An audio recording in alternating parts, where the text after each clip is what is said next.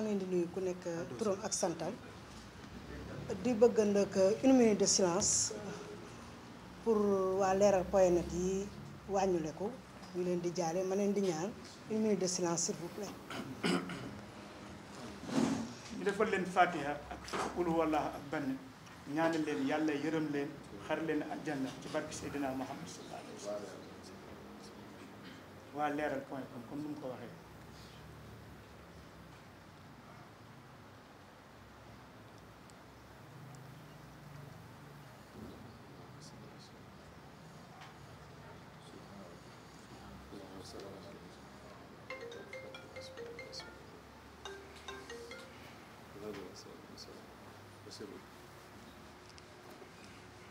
subhaana rabbika rabbil izzati ammaa yasifuun wa salaamun alal mursaliin walhamdulillaahi rabbil aalamiin. maa leen di nuyu ku nekk turam ak santam di jéggalu tamit ndax waxtu wañ waxante woon romb na waaye xat-xatu jamono yi rek ak mbiru jigéen ñu si ñaan jéggal lu bare bari di sant yàlla bu baax a baax di julli ci sang-sang yi Seydina Muhammad sallallahu alayhi wa sallam di sant sunu sëriñ sunu xarit sunu lépp muy Thierno Cheikh Oumar Bachir Tall di sant monsieur kii nu tuti monsieur Gassama ci dalal bi mu ñu dalal ak yaatal bi mu ñu yaatal ak indi bi ñu indi ba fii ak temps bi tamit bu mu fi bàyyi ñu ko naan jërëjëf yàlla mi am fay yàlla na la yàlla fay gis nañ ne Sénégal rek a la ñor di sant ak ngërëm tamit monsieur Ablaye Fall moom mi nga xam ne dafa def déplacement ñëw ba fii rien que pour assister ñu yàgg xeexandoo mu yàgg ma soutenir yàgg ànd ak man tamit nee naa la jërëjëf. di sant tamit monsieur Simi nga xamante ne lépp moom la parce que moo dox lépp moo wax lépp ba mu yegsi fii di sant tamit waa mouvement Fouta Tampi ensemble Sauvons le Fouta tey nag dañoo ñëwoon pour waxtaan ak askanu Sénégal ñëw pour yëgluwaat ñëw pour waxtaan ak àdduna wërngal këpp amaana dañuy waxaat rek waaye waxoon nañ xëy na nag waxaat bu bëri wax xëy na fàttali rek lay doon mbir yu bëri jot na fee xew waaye mbir yi ba ñu xewee ba tey ñu ngi woo fu ne jotu ñoo génn parce que dañoo génnoon réew mi dañoo exilé woon génn amaana génn nañ dëgg waaye génn gi ñuy génn du question ragal wala dara boo xamee boo demee ba xamatoo foo jëm da ngay dellu fa nga jóge wala tubaab bi mu naan reculer pour mieux sauter moo taxoon ñu génn gis nañu xoqatal yi bari na muy ci man muy ci waa Fouta ma njëkke nag ci waa Fouta ba pare ndax man damaa foog ne Fouta ci Sénégal la bokk wala bu fekkee dañoo am beneen nationalité bu dul Sénégal ñu wax ñu ko ñu dem uti foofu ay carte d'identité nationale ñu dëkki fa ndax depuis 1960 ba jonn yàlla yi tey ca Senghor ba ca Macky Sall mi Fouta mosoo gis boppam ci dara suñu hôpital Ourossogui ñoo ngi ko inauguré 1977 boobu ba tey hôpital boobu ba fa nekk te hôpital bañ ko fay def defuñu ko woon pour Fouta dañ ko defoon pour Ourossogui doomu ñuy xeex loolu ñu ne deetuwaay ñun amuñu yoon yu baax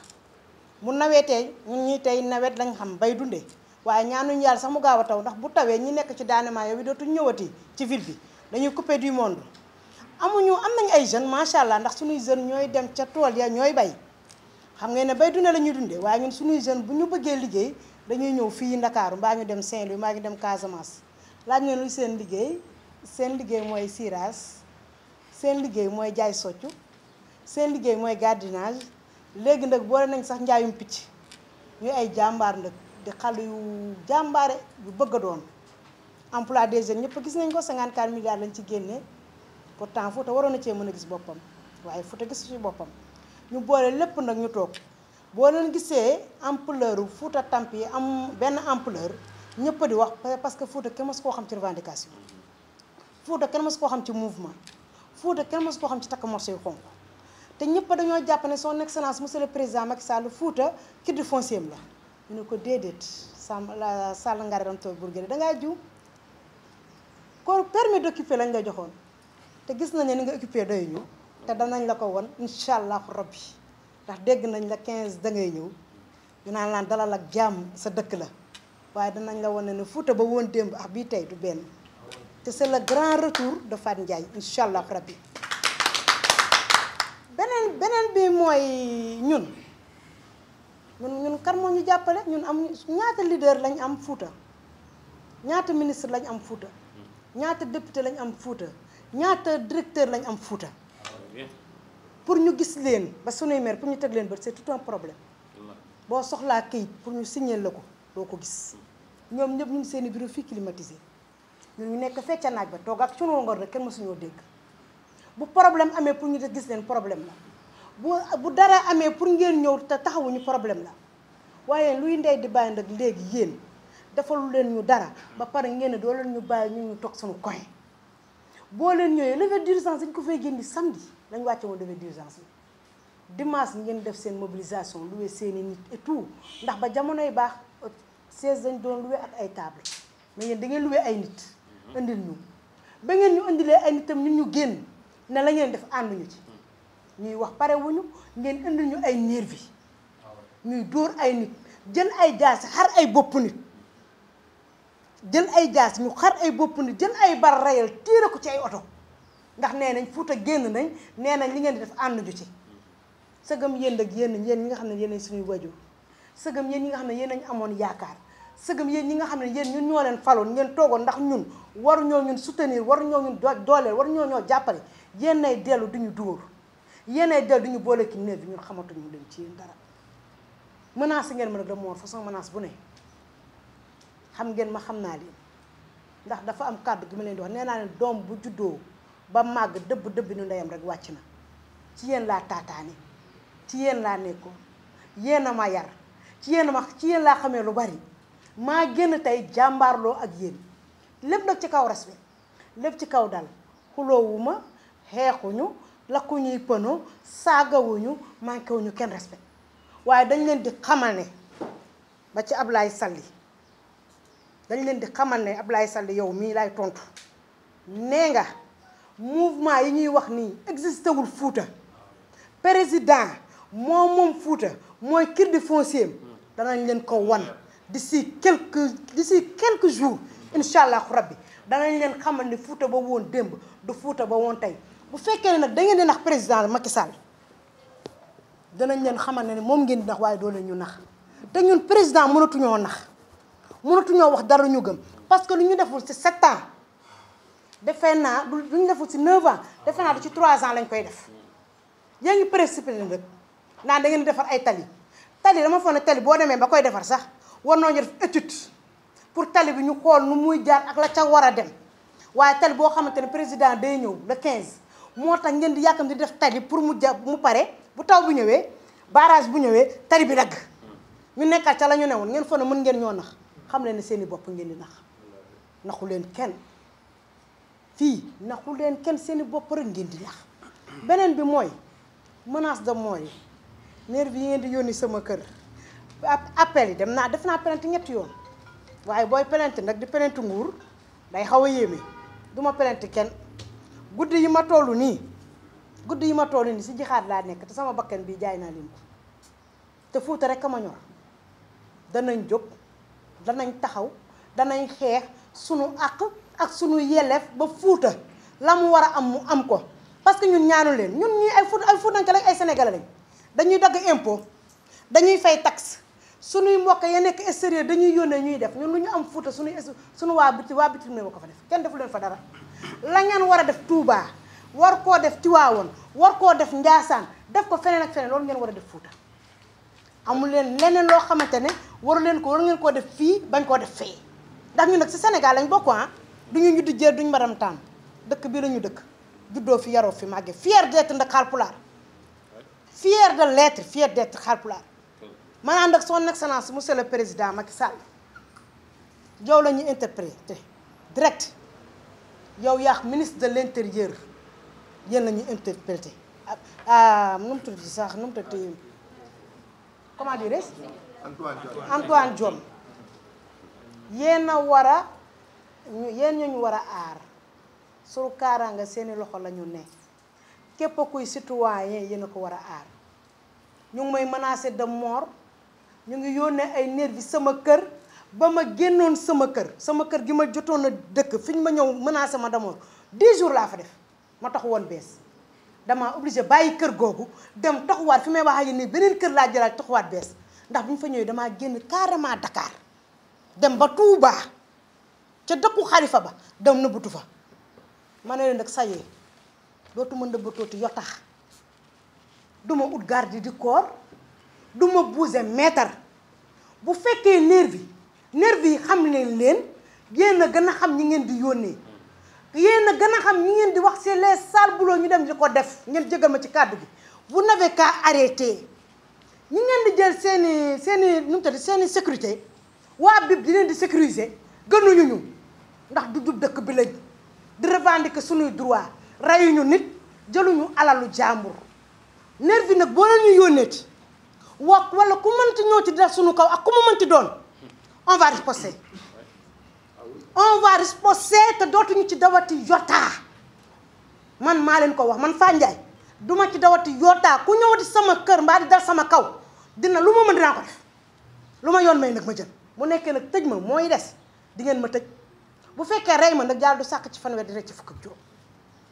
may wax nag waa Fuuta l'union fait la force jot nañu yeewu jot nañu xippi ñu bàyyi slogan ne do ko bandum taxawul doxul son excellence monsieur le président Macky Sall ba ñu nangoo mu def ñu Binguel Moro foofu la ñu musiba dalee lan mooy Binguel Moro fii la toog 2e mandat wam kon xanaa Sénégal yi Binguel Moro la war a doon mun naa ñoom Binguel Moro moo tax ñoo ne julde ko cagal julde morto ma farañ fàccale ko ci korp tubaar ma mun naa ñëw doomu léttkat du létt ba si julli après julli lay léttu ñun ay doomu léttkat lañ ñu bu nekk ay doomu léttkat xanaa kon Sénégal gi doomu léttkat lañ war naa mën a rus sax wax loolu noonu te pourtant kër ga mu dëkk mu ngi ko goudron du début à la fin jël ay lamp yu jàkkaaru di tàkk boy te mosu faa dugg mosu faa dëkk le président Macky Sall kañ nga gëj Fuuta 2013 conseil des ministres tey ñu si en 2021 lay dooru ñëwaat biñ ko faraatee sax ñëw nañu jërëjëf bàyyi leen ne dog ko bandum banda woni tindoma banda woni gandu ɗoma banda woni jiiɗo ko jiiɗa banda woni jeeyo mettema ene fejanma guddite guite moon gandon ko mbatton hay soko chinois o ummi Chine ari ene walla nen Fuuta o jaadina mum looloy wax ji même bu nekkee chinois bi moo jóge ba Chine ñëw pour développer mi suñu Fuuta dañuy ànd ak moom bàyyi leen slogan ne dog ko bandum doxuñu ci yooyu te dinañ ko wan ñuy laaj nga ñuy ñaan képp jeunesse Fuuta foo leen mën a nekk muy biir réew di bitim réew bu fekkee waa Fuuta nga ƴiƴam pulaago ene dogay ɓannuma aɗa titori Fuuta aɗa wiya ya yaltu na ngeen génn yéen ñëpp ñu teeru son excellence monsieur le président Macky Sall à notre manière te mu xam ne ne teeru nañ ko mu xam ne ne waa Fuuta jóg nañ te incha allahu rabbi dina ko xam ma leen di nuyu di leen ziyaar di leen jaajëfee di jaajëfal ñëpp pour bañ a jël temps bu bari bi jërë ngeen jëf. en fait loolu mu ngi amee woon fële ca Podor mooy ci mitinu Abdoulaye Daouda Diallo bi benn xale bu tudd Baboy Anne Kawoy Anne du moom kese sax parce que bari nañ si mitinu Abdoulaye Daouda Diallo la amee ci ay nit ñi nitami la amee kon ñun lu fa mënti am moom la ñuy tenir responsable dañuy tëb ci ay nit tëb ci nit di ko dóor yóbbu ko ba ci terrain di tëb ci moom vidéo yi xam naa ne yéen ñëpp gis ngeen ko yeneen ñi ay jaasi lañu jël xar ay bopp nit di leen ci dóor ñeneen ñi bal lañ reyal lañ jël tiire ko ci oto yàlla rek ci def sutura kon ñun dañu naan ñoom la parce que ñoom ñoo fa def meeting ba lu fa am ñoom ñooy responsable man nag sama menace man dañ ma appel dañ ma woo parce que man dama amoon émission ak Pape Alé yàgg naa dem ci télé yëpp mais bi ma amee émission ak Pape Alé affaire bi ci la am benn ampleur bi dañ may woo appel privé yow la Fane Ndiaye ma ne leen waaw def nga sa testament pour lan defal sa testament ñu ngi lay wër bu ñu la jàppee dañ lay rey yow yaa ne président deful dara Fuuta danañ la war na ne yow mi doo wax daal naan dafa am ay homme politique yu nekk sama ginnaaw ba am benn waay bu tudd Abou Diallo Balel c'est un membre de l'APR di leen apaiser j'ai les audios et tout naa ne yéen ngi naan nañ ko dem wëri ji pour ñu rey ko politique rey bokku ci si ñun la bokk dafa juum li mu wax ëpp na waaye warul tax ngeen naan da ngeen koy rey à vers 1h du matin encore le même numéro privé ñu woowaat ma def nga testament bi ñu ngi lay wër yaa ngi ba dëkk HLM Grand Yoff place temps danañ la fa fekk ma xëy ñu rawale ma daw génn HLM Grand Yoff dem cité Djily Mbaye dëkk ji fa loolu yëpp c'est à l'espace de 2 semaines ou 13 jours ma jógee HLM Grand Yoff dem cité Djily Mbaye dëkk ji fa dëkk cité Djily Mbaye les mêmes menaces répétées encore ñu topp encore di woote ma woote am ku ma woo ma ne ko ñu ngi may menacé na ma dimbali mu ne ma tu sais comment tu vas faire dangay dem gendarmerie Foire am ku la mën a booleel nga yóbbu numéro privé yi et tout nga porte plainte ma dem gendarmerie Foire porte plainte yóbbu numéro yi ba fi may wax ak yow ni France daal di xiddee mbir mi gën a yokku ma jógewaat cité Djily Mbaye toxu dëkk Wakaam Comico maa fa dëkk bi ñu ne ginnaaw suba la korité bi ñu korité ba ca lundi bi njëkk la 20 ci guddi ay nervi bi lañu indi ba sama kër ba sama biir kër yàlla rek ci def sutura ba fi may dawee wàcc si suuf maa ngi dëkk 2e wàcc ba ci suuf fi ñu gaare parce que suñu koñ bi dafa am suuf oto bi fi mu gaare dafa xaw a sori ñu war a dem ba ci oto bi pour ma dugg ci oto pick-up bi si la taxaw ñu ñëw te oto pick-up bi am na kenn koo xam ne mu ngi ci ginnaaw gisuma ko parce que guddi la mu ngi ci ginnaaw parce que benn nervi bi moom dafa sëgg ci kooku nii di wax ci biir ma xam ne am na ko fa ne donte nag xaw ma kan la ci la ñu daw jubal ci si man ñu yuuxu am na benn salle de musculation bu nekk foofu ñooñu génn pour te dire sama loxo bi wér na mu ngi nii paaka lañ ko dagg mu ngi nii deret bi dafa feesoon sama yére yi yëguma ne sax dagg nañ ma damaa dem ba dugg ci biir oto bi ci laay door xam ne man dagg na mu ngi nii dafa xotteeku woon mu ngi nii ci lañ ma duggal ci biir oto bi rawale ma daw dem fee Yoff cité Apex yi ñu utal ma fa appartement meublé ma nekk fa fajar 4 heures du matin ñu ne ma ñu ngi lay wër dawal génn dëkk bi ma génn dëkk bi di dem war a jaar nii pour dem Mali génn Gambie laa naroon dem ñu ne Gambie wóorul fu ma jaar ñu ne wóorul ñu ne ma demal ba Touba ñu dem ba Touba may sant xalif bi di sant waa Touba yëpp di sant sëñ Jiidi ak ñeneen ñi ma jàppale ñu ma mënu wax seeni tur ñu jël ma denc ma foofu ñii ne ma dañ lay defaral am ñu may woo ne ma dangay ñëw ñu defaral la xaw ma lan exilé ñu exilé la nga génn ma xoolaat ma ne day yomb may sénégalais reyuma nit defuma lu defuwut ñu may menacé may daw ma xoolaat xam na ne jàmmarloo ko ndëkk nguur gi jot na ak régime Macky Sall ma ñibbisi nag avec force te danaa leen ko wan leen nguur gi incha allahu rabbi.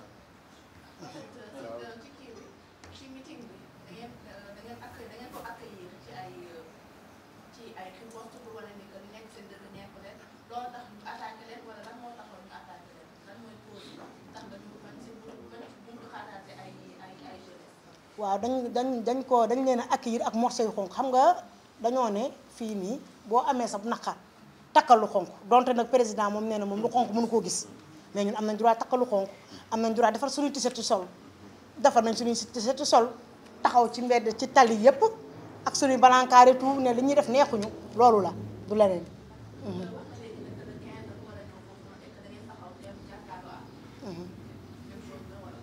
waaw loolu moom mënuñu koo divulguer gum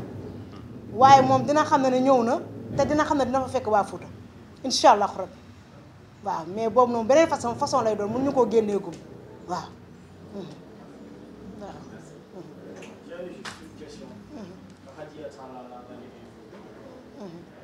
action bi ngeen nar a mener si arrivée Macky Sall dans la région c'est de manière spontanée et c'est dans toute la région que vous allez la mener ou bien benn gox la rek benn département la soit Podor wala Matam wala. fépp fu mu war a jaar dañu fa fekk incha allah rabbi li ko commencé ko rek di ko Dagana ba ñu ne la rek fii mooy Bakel ndax Saint-Louis lay jóge Dagana lañ koy xaari ba ñu ne la fii mooy Bakel incha allah rabbi fépp fu muy jaar rek pour dugg ci Fuuta ñu ngi koy xaar ndax pare nañ.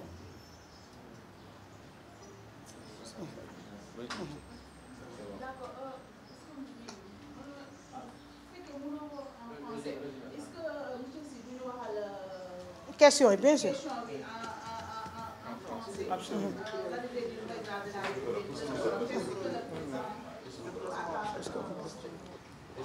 Je puis témoigner également que Bassirou est un vrai combattant. C'est la race de militants qui se fait de plus en plus rare. Maanaam ay nit yoo xam dañuy xeex non pas pour que les caméras soient devant eux wala boog dañuy xeex pour ñu am njëriñ mais dañuy xeex une cause parce que simplement la cause est noble. Bassirou xaritu Feu Mamadou Diop la waaye lu mu daj ci combat Mamadou Diop kenn daju ko même ñun ñi nga xam ne am nañu appareil organisation derrière Bassirou daju ko dem na ba risquer sa liberté au tribunal waaw ndax juge dafa ne arrêté leen ma ko en plein salle d'audience dafa nañ ko arrêté Bassirou avocat yi ñëw ko rawale maître Amadou Ali Kane pour mu génne kon Bass c'est quelqu'un boo xam day dem ba jeex. Je l'ai connu aussi dans le combat pour les anciens militaires radiés qu'on avait autorisé, c'est l'armée qui les a autorisés à aller passer le concours de la douane. Ils ont réussi au concours de la douane. Maintenant, le chef de corps, nous avons autorisé ñu dem def concours. Si nous admis pareil que nous avons profité dem nak ñaan pour ñu libérer leen définitivement. Ñu bañ leen jox libération bi après qu'ils aient réussi au concours de la douane. Finalement, ils ont été radiés. Combat boobu tamit Bass moo koy mené ba léegi. ak yeneen combat vraiment je veux vraiment le saluer ici devant vous et vraiment dire que c'est un grand combattant. Di wax ne tamit le mouvement Fouta Tampi c'est un mouvement que nous suivons depuis quelque temps. Nous savons que mouvement bi maanaam kanamu mouvement bi c'est des jeunes ay jeunes yoo xam ne du politique moo tax ñu jóg maanaam jóguñu pour xeex quelqu'un de leader politique dañuy jóg rek pour ne nous sommes des Foutanké, notre terroir a été quelque part oublié par les politiques publiques. Et s'ils n'étaient pas Foutanké, ils n'auraient pas eu les problèmes qu'ils ont eus.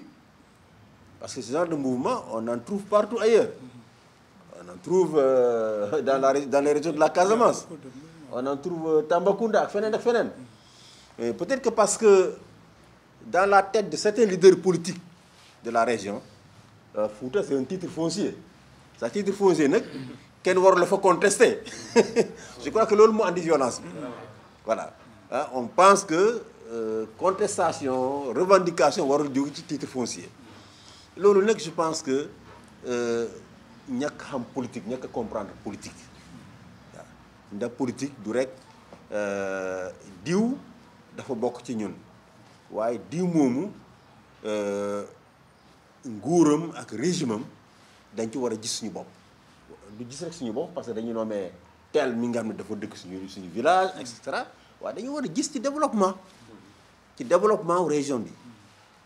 man dëkkuma Fouta mais chaque année damay parcourir Fouta te su ma parcourir Fouta sama dernier séjour au Fouta avec le préfet de Matam on a formé à l'état civil maanaam xam nga lii chef de village am nañu rôle ci mbirum kayitu juddu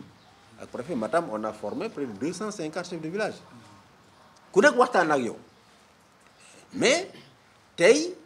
ñeneen région Sénégal ni ñuy amee ay revendications seen jeunes yi am ay revendications noonu la xale Fouta tamit am ay revendications te dañuy war a ñi jiite dañu war a am tolérance wax ma ne président Macky Sall moo nekk ci gannaaw waaye ñi nga xam ne tous les gens là ñi nekk ci gannaaw dañu war a xam ne xale yi Fouta comme ñeneen xale yu Sénégal su dee gisuñu seen bopp ci li état bi def am nañu droit revendiquer ñoom sax loolu dañ ko war a encourager parce que loolu dina tax ñu ne président gëstul dëkk sangam ci Fouta gëstul département sangam ci Fouta parce que xale yaa ngi def ay revendication kon lu baax la ci ñoom waruñu ko jël comme maanaam loo xam ne président mun na wax ne waaw ñoom liggéeyu ñu et cetera dañ ko war a jël comme argument n'est-ce pas pour gën a am ci état n'est-ce pas ay réalisation pour Fouta surtout l'emploi des jeunes xale yi nga xam ne ñu ngi dëkk Fouta di fa yeewu n'est-ce pas dañu war a am xëy comme ñeneen xale yoo xam ne ñu ngi dëkk yeneen goxu Sénégal kon man noonu laa jàngee revendication xale yi réponse autorité yi nag maanaam les hommes politiques de la région boobu la ñuy ñaawlu parce que dem bi di menacer ay nit parce que simplement ñu ngi revendiquer ay xale di leen menacer di leen contraindre à entrer dans la clandestinité je crois que loolu dafa rafetul te mu ngi profiter de vos micros pour vraiment ñaan leen pour que ñu dal xam ne xale yi benn parti politique nekkul seen gannaaw li ñu bëgg mooy n'est-ce pas fi ñu dëkk ñu am fa teranga mun fa toog mun fa tekki te loolu la ñu ñaan état pour mu def ko ñoom leader politique li ñu xaar ci ñoom mooy dañuy jàppale xale yi fexe ba seen revendication président dégg ko te mu def ci li mu war kenn waxul ne deful dara waaye war na mun a yokk encore lu mooy def foofu au Fouta waaw man saa yu ma yeewu xool statistique sur la famine au Sénégal vous êtes des journalistes dem leen ci Google nga seet famine au Sénégal toujours dañuy naan le nord du pays toujours su ñu waxee famine au Sénégal risque de famine au Sénégal toujours Fouta day ñëw mais pourquoi loolu il y a le fleuve il y a les barrages on a mis combien de milliards là-bas depuis jamono Senghor est-ce que suuf soosu n'est-ce pas ñi dëkk Fouta am nañ ci suuf si est-ce que am nañ ci ndox mi parce que su dee nag suuf si gën a jege ndox mi dañ ko jël jox ko milliardaires yi ñoom ñu ciy liggéey di def agrobusiness ak agriculteur du dimanche ñeneen ñi moom jël suuf dafa sore ndox mi mais foofu exploitation bi dafay daal di métti tey waroon nañu mun a wax famine fu nekk ci Sénégal ba mu des région la région du fleuve ni ñu ko doon tuddee jamono Senghor parce que vraiment l'État investi pour que foofu am ndox te ndox moomu war na mun a njëriñ askan su dee njëriñu leen ba ñu am ay famine c'est parce que quelque part am na loo xam ne doxul voilà kon maa ngi exprimer suñu soutien à ces jeunes vraiment di ñaan ñi nga xam ne ñoom ñooy proférer ay menaces contre ces jeunes nañ ko arrêté du loolu la jeune Fouta di xaar ci ñoom du loolu la jeune Sénégalais di xaar ci ñoom li leen di xaar mooy saa yu xale yi revendiquer ñu déglu leen jéem a apporter ay des réponses n'est-ce pas à leurs revendications su dee arrêté wu ñu nag ku la menacé jàppal numéro bi bu baax nga jege si ñu on va porter plainte contre cette personne là muy ministre muy dunguru ministre muy nervi wu ministre n'est-ce pas képp ku la menacé numéro bi na nga ko maintenir nu mu gën a gaawee nga yëgal ñu ko on va porter plainte n'est-ce pas quelle que soit la protection bu nit ki am n'est-ce pas on va mettre la pression pour que cette personne là soit poursuivie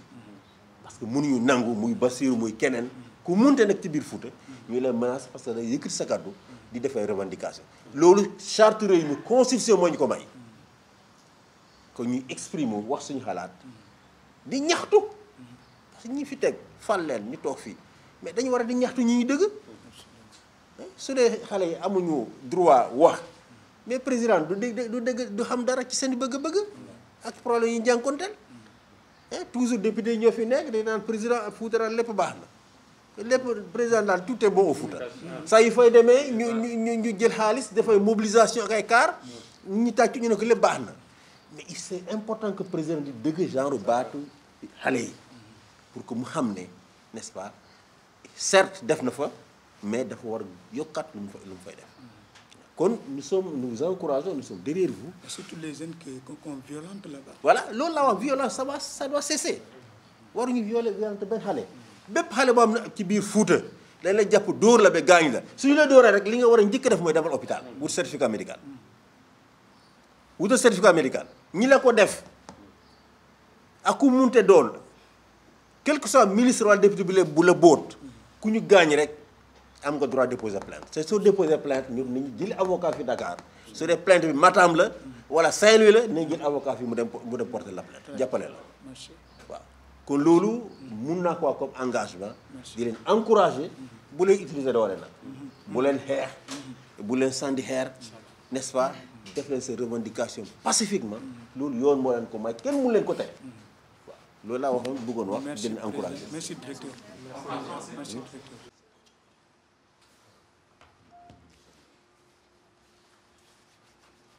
Voilà, merci beaucoup. Nous vous remercions vraiment d'avoir répondu à notre invitation. Je me nomme Bassirou Sy, je suis le président de MCA International, donc le mouvement pour la citoyenneté africaine. Un mouvement vraiment qui a eu à travailler dans des questions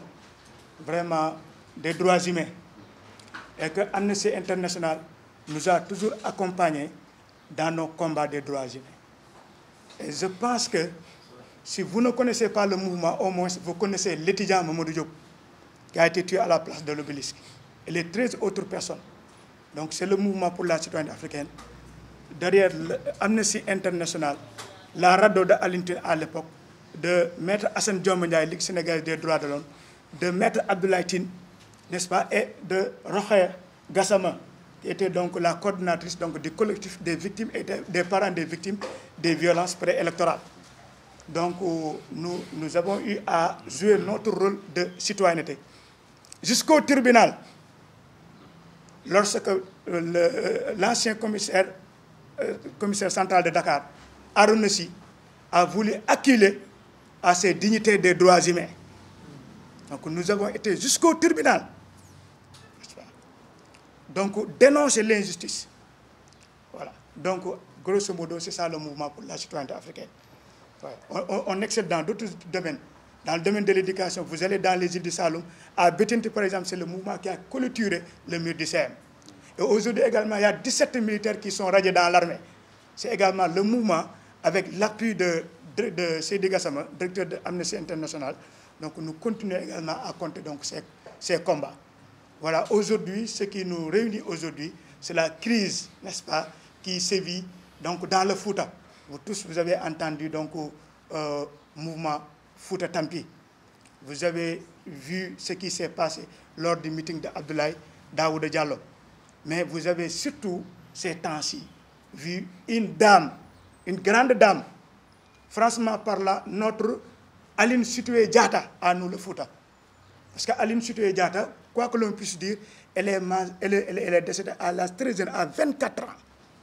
Pour éviter un bain de sang, donc elle a préféré de se livrer à elle-même. Elle a été exilée donc au Mali. Nous disons que notre Aline Sitoé Diatta, elle est là, c'est Fatimata Ndiaye. Donc qui porte des combats nobles, qui aujourd'hui tous les Foutanké se reconnaissent donc à travers donc, sa personne. Voilà, donc au point qu'elle a reçu donc, des menaces de mort. Et donc nous allons y revenir, ça c'est juste en guise d'introduction. Mais nous allons d'abord donner la parole à M. le directeur, qui est très pris d'ailleurs. Donc, elle va ouvrir donc, la séance.